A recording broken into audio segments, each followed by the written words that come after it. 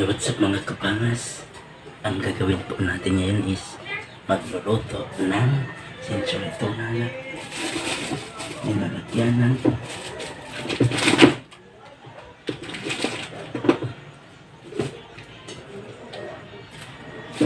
huwag naman di century tuna. Sa may mulutuon diha. Ano na dyan? Luluto tayo ng tuna na lalagyan ng itlog. Hindi naman nakalilutuon, God. Luto na eh. Pwede na lutoon. Yaman na. Ay, naku, sige na ako itlog ka. Pag itlog na lang yung mulutuon. Buwan. Sa ready to eat naman ang buwan. Ito po, si Chorito na.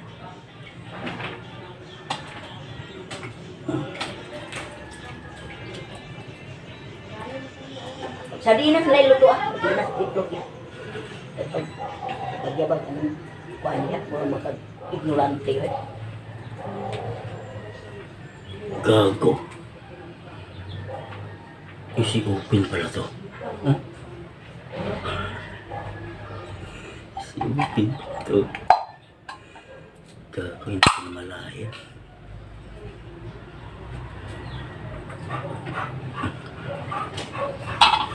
So, ang isusunod po natin ay itlog. 2 itlog.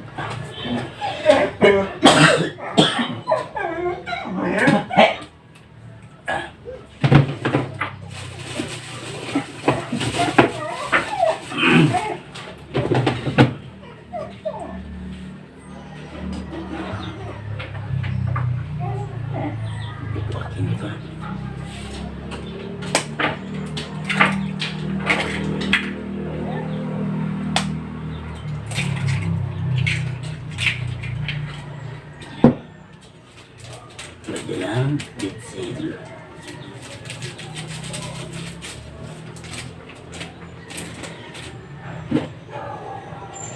Asin.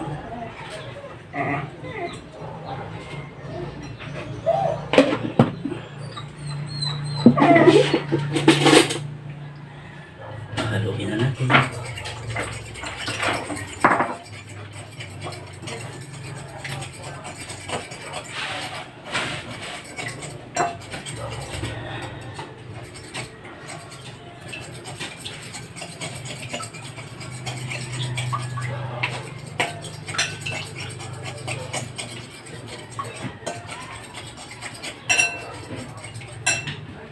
So ayan, ready to cook ng ating century tuna with egg. Mga kabangas, huhugasan na po natin yung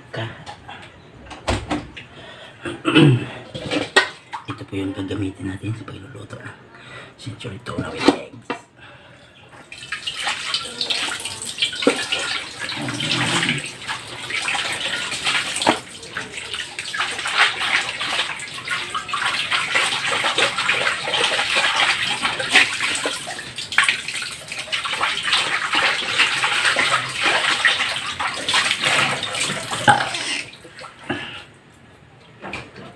Magluluto na tayo. Let's go!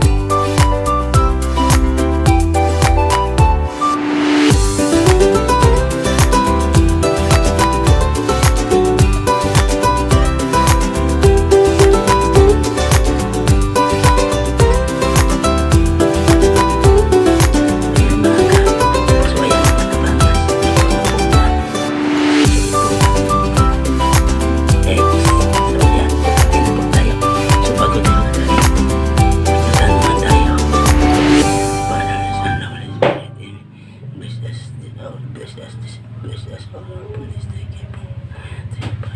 Christ, our Lord. Amen.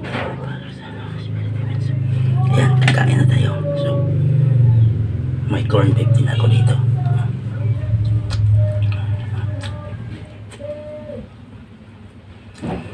Dito ako sa ibabaw ng aming bahay kasi ang mama ko, ang akin na sermon para nasa flagpole. Daol rin sunod ang natin, pero huwag magalit siga. So, ito po yung kape ko. Latest.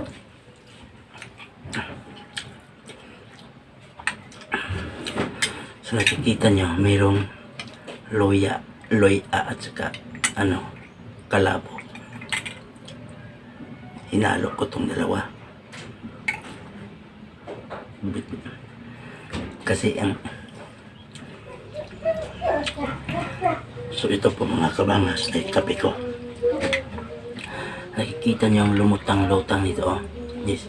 Ito po yung kalabo. Mabango to, oh.